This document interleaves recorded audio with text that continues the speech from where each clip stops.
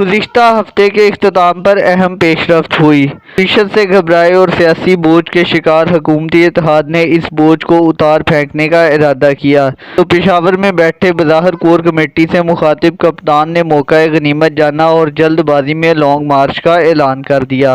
ارادہ یہی تھا کہ حکومت اس ماہ کے اختتام تک رخصت ہوگی تو ان کے نزدیک کامیابیاں سمیٹتی تحریک انصاف ایک اور سیاسی معرکہ مار لے گی اور جشن مناتے ہوئے انتخابات کی تیاری کرے گی۔ کمزور ہوتی سیاسی اتحادی حکومت جس کے اتحادی بضد تھے کہ انتخابات کی طرف نہ بڑھا جائے اور اپنی مدت پوری کی جائے۔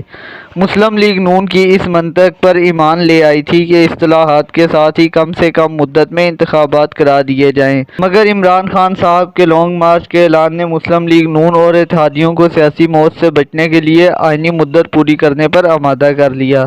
تحریک انصاف کے چند خیر خواہوں نے اعلان سے قبل خان صاحب کو وزیرِ شاہ محمود قریشی متنبع کرنے کی کوشش کی کہ آپ ٹریپ ہو چکے ہیں، تاہم تب تک تیر کمان سے نکل چکا تھا اور 25 مئی کو لانگ مارچ کی تاریخ کا اعلان کیا جا چکا تھا۔ IMF سے مذاکرات کی شام دھرنے کا اعلان کس نے اور کیوں کروایا، اور یہ کہ لانگ مارچ کم دھرنا دراصل فائدہ کس کو دے گا؟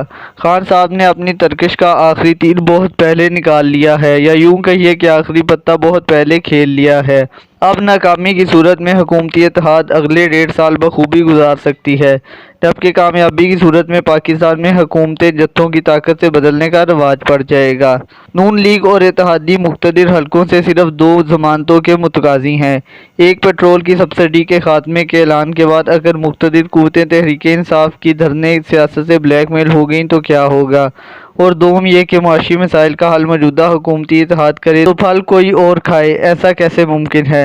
بہر صورت اس مسئلے کا حل کسی حد تک سب سے یاری ایک زرداری نے نکال لیا ہے۔ حکمران اتحاد آئینی مدت مکمل کرنے پر نہ صرف رضامند ہوتا دکھائی دے رہا ہے کہ غیر معمولی حالات میں اسمبلی کی مدت بڑھانے پر بھی غور کیا جا رہا ہے۔ رسہ کشی میں نومبر کی جدوئی مہینے سے پہلے طے شدہ رخصت پانے والا کردار بھی توسیع حاصل کر سکتا ہے، گو کہ وہ نہیں مان رہے، مگر غیر معمولی حالات میں غیر معمولی فیصلے کرنے پڑ سکتے ہیں۔ ایسا کرنے سے کئی ایک مسائل فوری حل بھی ہو سکتے ہیں اور مسائل کے ذمہ دار حلقے اپنے ہی پیدا کردہ صورتحال کو خود انڈو کر کے ملک کو صحیح ڈگر پر لا سکتے ہیں۔ یہ تو طے ہے کہ اب نیوٹرل رہنے کا مشورہ دینے والے خان صاحب کو معلوم ہو چکا ہے کہ صورتحال خراب ہوئی تو ادارہ نیوٹرل نہیں بلکہ حکومت کے ساتھ کھڑے ہوں گے۔ معاشی صورتحال پر حکمران اتحاد اور مقتدر حلقے کسی صورت پاکستان کو نہ تو سری لنکا بننے کو تیار ہیں اور نہ ہی مصر۔